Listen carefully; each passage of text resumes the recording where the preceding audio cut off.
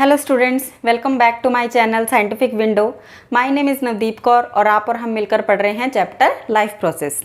इस वीडियो में हम बात करेंगे स्ट्रक्चर ऑफ लीफ के बारे में, the site of photosynthesis. Site क्या होता है? जहाँ पर कोई काम हो रहा है, वर्क प्लेस। तो फोटोसिंथेसिस कहाँ पर होता है? लीफ में। तो और लीफ में भी कहाँ पर? क्लोरोप्लास्ट में। तो इस वीडियो में हम बात करने वाले हैं structure of leaf and the structure of chloroplast के बारे में। Internal structure of the leaf समझने से पहले हमें लीफ के बाहरी स्ट्रक्चर यानी कि मॉर्फोलॉजी के बारे में पता होना चाहिए। तो स्टार्ट करते हैं मॉर्फोलॉजी। सबसे पहले लीफ जिस स्टॉक लाइक स्ट्रक्चर से स्टेम के साथ अटैच्ड होती है, that short stalk like structure is known as the petiole. Okay, now come to the leaf, जिसको हम पूरा लीफ का पोर्शन कहते हैं। This flat surface of leaf is known as the lamina. Okay, lamina, इसको बोलते हैं लैमिना। और ये जो हम ये ऐसे ड्रॉ करते हैं periphery of the leaf, leaf के किनारे, उनको हम बोलते हैं मार्जिन्स। ओके, और ये टिप पर है इसकी लीफ एपेक्स। जो टिप पोर्शन है that is known as the leaf apex. अब जब भी हम लीफ ड्रॉ करते हैं तो हम इसके सेंटर में एक बड़ी सी लाइन बनाते हैं ना। ये बड़ी सी लाइन क्या होती है? Mid rib. मिड में से ट्रैवल कर रही है, that is known as the midrib. और इसके ये साइड्स में, साइड से फिर हम छोटी छोटी लाइंस ड्रॉ करते हैं। इन छोटी छोटी लाइंस को हम बोलते हैं वेन्स। सो मिड रिब और वेन्स ये किस लिए होती हैं? ये लीफ में ट्रांसपोर्टेशन के लिए होती हैं, ताकि फूड और वाटर को लीफ की हर सेल तक पहुंचाया जा सके। ओके, और लीफ के दो सरफेस होते हैं। एक ऊपर वाला सरफेस जो सन से डायरेक्टली कांटेक्ट में होता है, that upper surface is known as the dorsal surface. जो ऊपर की साइड है, डॉर्सल सरफेस।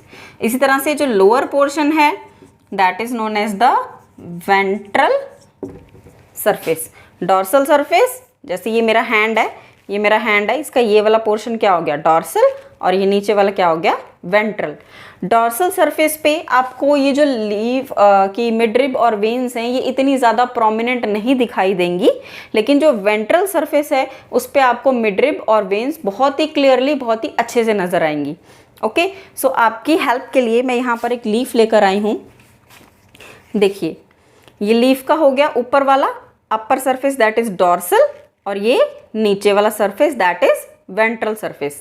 और ये क्या है लीफ की? ये स्टॉक लाइक स्ट्रक्चर जिससे वो स्टेम से जुड़ा होगा, this stock like structure is called the petiole. और ये हो गया पूरा ये flat surface of leaf, this is lamina. ये किनारे इसके हो गए मार्जिन, एपेक्स, लीफ एपेक्स। अब देखिए डॉर्सल सरफेस पे आपको मिडरिब और वेन्स कैसी दिखाई दे रही हैं, और ये देखिए वेंट्रल सरफेस पे। तो वेंट्रल सरफेस पे आपको क्लियरली मिडरिब और वेन्स बहुत ही अच्छे से दिखाई देती हैं। अब आप यहाँ पे देखोगे हमेशा हर लीफ में ऐसा होता है कि जो डॉर्सल सरफेस होता है वो डार्क ग्रीन होता है, और जो वेंट्रल सरफेस होता है वो लाइट ग्रीन होता है। ऐसा क्यों? क्योंकि डॉर्सल सरफेस पे क्लोरोफिल मॉलिक्यूल्स ज़्यादा प्रेजेंट होते हैं, more number of chloroplast are there. और जो वेंट्रल सरफेस होता है उसमें क्लोरोप्लास्ट कम होते हैं। तो ज़्यादा क्लोरोप्लास्ट होने की वजह से अपर सरफेस ज़्यादा डार्क ग्रीन दिखाई देता है और वेंट्रल सरफेस कम ग्रीन दिखाई देता है। क्लियरली? तो ये तो हो गया आपका लीफ का external structure, that is morphology of leaf. Clear? I hope आपको यहाँ तक समझ आया। तो अब बात करते हैं लीफ के इंटरनल स्ट्रक्चर के बारे में। इंटरनल स्ट्रक्चर पढ़ने के लिए मैंने यहाँ पे आपके लिए एक डायग्राम ड्रॉ किया है, और ये डायग्राम है ट्रांसवर्स सेक्शन ऑफ लीफ। यानी कि जो लीफ थी उसको ट्रांसवर्सली काटा है हमने। ट्रांसवर्सली काटेंगे, जैसे देखो टीएस और एलएस के बीच में आपको मैं फ़र्क समझाती हूँ। जैसे मान लीजिए ये कोई चीज़ है, अगर इसको हम सेंटर से ऐसे काटेंगे तो ये इसका ये वाला पोर्शन दिखाई देगा। So this is the TS. और अगर हम इसको ऐसे काटेंगे तो ये हो जाएगा एलएस। तो अब जो हमारी लीफ थी उसको हमने ऐसे काटा, यानी कि ऊपर ये डॉर्सल और ये नीचे वेंट्रल, उसको हमने ऐसे काटा तो उसका ये वाला पोर्शन हमें दिखाई दिया। This is known as the transverse section of leaf. तो अगर हम लीफ के ट्रांसवर्स सेक्शन की बात करें तो इसमें 3 मेजर पोर्शंस होते हैं। First is the epidermis, second is the mesophyll and third is the vascular bundle. Okay, तो स्टेप बाय स्टेप हम इनको समझते हैं। सबसे पहले हम बात करते हैं लीफ की एपिडर्मिस के बारे में। एपिडर्मिस, डर्मिस का मतलब स्किन और एपी यानी कि आउटर, यानी कि लीफ के आउटर यानी कि ऊपर और बाहर दोनों तरफ आउटर एक लेयर है जिसको हम बोलते हैं एपिडर्मिस। जैसे हमारी ह्यूमन बॉडी के अंदर भी ऊपर वाली लेयर को हम जो स्किन है दैट इज द एपिडर्मिस। ठीक है, सो एपी यानी कि आउटर और डर्मिस यानी कि स्किन। तो जो आउटर लेयर है उसको हम बोलते हैं एपिडर्मिस, और ये आउटर लेयर दोनों तरफ है, ऊपर और नीचे, तो इसलिए ये है अपर एपिडर्मिस और ये है लोअर एपिडर्मिस। ओके, तो ऊपर भी एक एपिडर्मिस की सिंगल लेयर है और नीचे भी एपिडर्मिस की एक सिंगल लेयर है। डॉर्सल सरफेस पे भी एपिडर्मिस की सिंगल लेयर है और वेंट्रल सरफेस पे भी एपिडर्मिस की सिंगल लेयर है। So epidermal cells consist of epidermal layer consist of single layered approximately rectangular shaped cells compactly arrange, बिल्कुल टाइटली अरेंज है, इनके बीच में स्पेस नहीं है। Epidermis is interrupted by stomatas at various places. Stomata ऊपर वाले सरफेस पे कम होते हैं जबकि नीचे वेंट्रल सरफेस पे ज़्यादा स्टोमेटा होते हैं। ये देखिए, एक दो और भी ड्रॉ कर सकते हैं हम। कहने का मतलब ये है कि ऊपर वाले सरफेस पे कम स्टोमेटा होते हैं और नीचे वाले सरफेस पे ज़्यादा स्टोमेटा होते हैं। So epidermis is first, epidermis is the outer layer of leaf. Upper epidermis and the lower epidermis consist of rectangular shaped cells compactly arrange without intercellular spaces.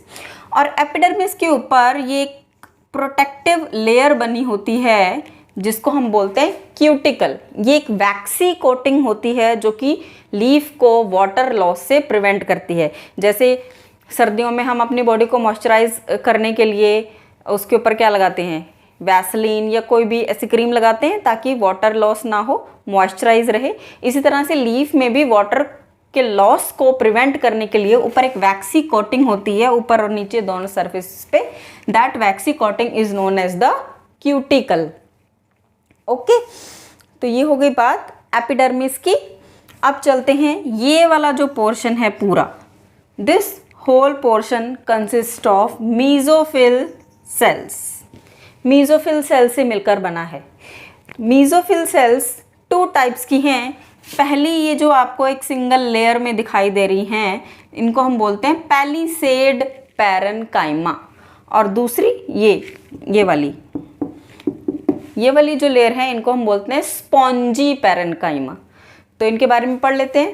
Palisade parenchyma क्या हैं? These are longitudinal cells parallel arrange, देखो parallel arrange है, parallel arrange longitudinal cells without intercellular spaces. इनके बीच में कोई भी intercellular space नहीं है। दे आर कॉम्पैक्टली अरेंज, बिल्कुल टाइटली अरेंज हैं, कोई इंटरसेलुलर स्पेसेस नहीं है। लॉन्गिट्यूडनल सेल्स हैं, सिंगल लेयर है। क्लियर?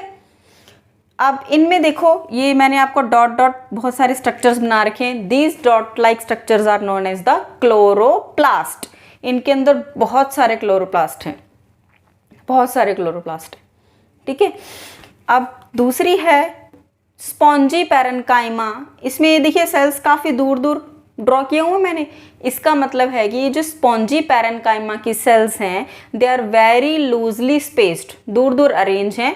लार्ज इंटरसेलुलर स्पेसेस, बहुत ही ज़्यादा इंटरसेलुलर स्पेसेस है इनके बीच में, और लूजली अरेंज हैं, और इनमें क्लोरोफिल भी कम है। That is why they are known as the spongy parenchyma, क्योंकि लूजली अरेंज हैं। ठीक है, और ये कॉम्पैक्टली अरेंज हैं, लूजली अरेंज, कॉम्पैक्टली अरेंज। अब हमने जब एक्सटर्नल स्ट्रक्चर पढ़ा था तब मैंने आपको बताया था कि जो डॉर्सल सरफेस होता है वो ज़्यादा ग्रीन होता है, डार्क ग्रीन होता है, और जो वेंट्रल सरफेस है वो कम ग्रीन होता है। उसका रीज़न यही है कि डॉर्सल सरफेस की तरफ ये क्या है, ये ऊपर वाला डॉर्सल सरफेस है, डॉर्सल सरफेस की तरफ है ये पैलिसेड पैरेन्काइमा, जो कि कॉम्पैक्टली अरेंज सेल्स हैं जिनमें मोर नंबर ऑफ क्लोरोप्लास्ट प्रेजेंट हैं। तो क्लोरोप्लास्ट में क्या होता है, ग्रीन पिगमेंट क्लोरोफिल, तो ज़्यादा क्लोरोप्लास्ट हैं इन सेल्स के अंदर, इसलिए ये जो डॉर्सल सरफेस होता है लीफ का वो ज़्यादा ग्रीन होता है। इसी तरह से जो वेंट्रल सरफेस है उस तरफ क्या है, स्पॉन्जी पैरेन्काइमा, और स्पॉन्जी पैरेन्काइमा लूजली अरेंज है, काफ़ी दूर दूर हैं सेल्स, और इनके अंदर क्लोरोप्लास्ट का नंबर भी बहुत कम होता है, इसलिए ये कम ग्रीन होती हैं। क्लियर, समझ आ गया आपको मेसोफिल सेल्स? तो ये हो गई मेसोफिल सेल्स। अब ये है जो सेंटर पोर्शन, इसके अंदर ये प्रेजेंट है वेस्कुलर बंडल। वेस्कुलर बंडल क्या है? वेस्कुलर बंडल एक ऐसा एरिया है जिसमें वाटर और फूड दोनों को ट्रांसपोर्ट करने वाले टिश्यू यानी कि जाइलम और फ्लोएम प्रेजेंट है। Xylem for the transportation of water and phloem for the transportation of food. ये ऊपर की साइड मैंने जाइलम ड्रॉ की हैं और नीचे की साइड मैंने फ्लोएम ड्रॉ किए हैं। तो जाइलम और फ्लोएम दोनों एक एरिया में प्रेजेंट हैं, जिस एरिया के ऊपर एक सिंगल लेयर्ड सेल्स है जिसको हम बोलते हैं एंडोडर्मिस। ये ऊपर वाली थी एपिडर्मिस और ये है एंडोडर्मिस जो वेस्कुलर बंडल को कवर कर रही है। ठीक है, तो ये हो गया आपका सेंट्रल पोर्शन वेस्कुलर बंडल का। तो ये था आपका इंटरनल स्ट्रक्चर ऑफ लीफ। एक बार फटाफट से रिवाइज कर लेते हैं। Internal structure of leaf consist of epidermis, upper epidermis and lower epidermis, rectangular cells compactly arrange single layer. Epidermis के ऊपर वाटर लॉस को प्रिवेंट करने के लिए क्यूटिकल। अपर एपिडर्मिस पे there are less number of stomata, lower epidermis पे more number of stomata. Then comes the major portion, that is mesophyll cells. Mesophyll cells consist of two types of cells, palisade parenchyma and the spongy parenchyma. Palisade parenchyma are the longitudinal cells parallelly arranged, compactly arranged, having more number of chloroplast. Spongy parenchymatous cells are situated near to the ventral surface. They have lots of intercellular spaces and less number of chloroplast. Okay, center में vascular bundle consisting of xylem and phloem tissue. Clear? तो ये हो गया आपका internal structure of leaf. Leaf के external और internal structure के बाद अब बारी आती है स्ट्रक्चर ऑफ क्लोरोप्लास्ट की, क्योंकि क्लोरोप्लास्ट एक मेन साइट है जहाँ पे फोटोसिंथेसिस होता है। So what is chloroplast? Chloroplast is a double membranous organelle. Double membrane, outer membrane and the inner membrane, they together form an envelope like structure that is known as the membranous envelope. Okay, इस membranous envelope के अंदर इस तरह से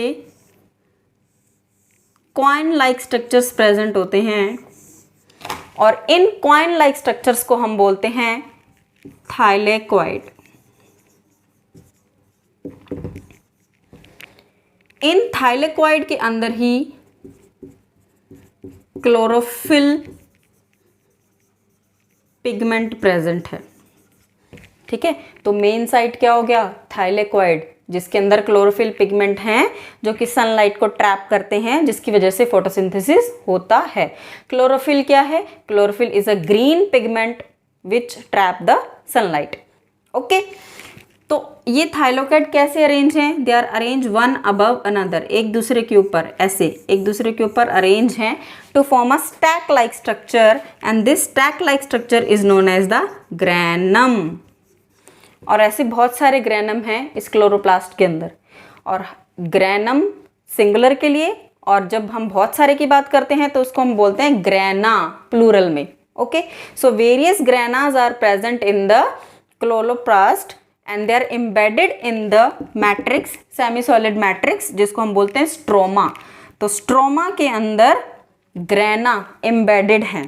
stroma के अंदर grana embedded हैं, and these granas are attached to each other by a thread like structure which is known as the stroma lamellae.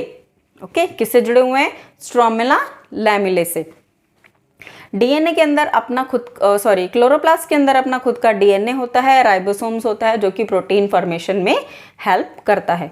तो ये था आपका स्ट्रक्चर ऑफ क्लोरोप्लास्ट. तो आज की वीडियो में हमने पढ़ा स्ट्रक्चर ऑफ लीफ और chloroplast which are the sites of photosynthesis.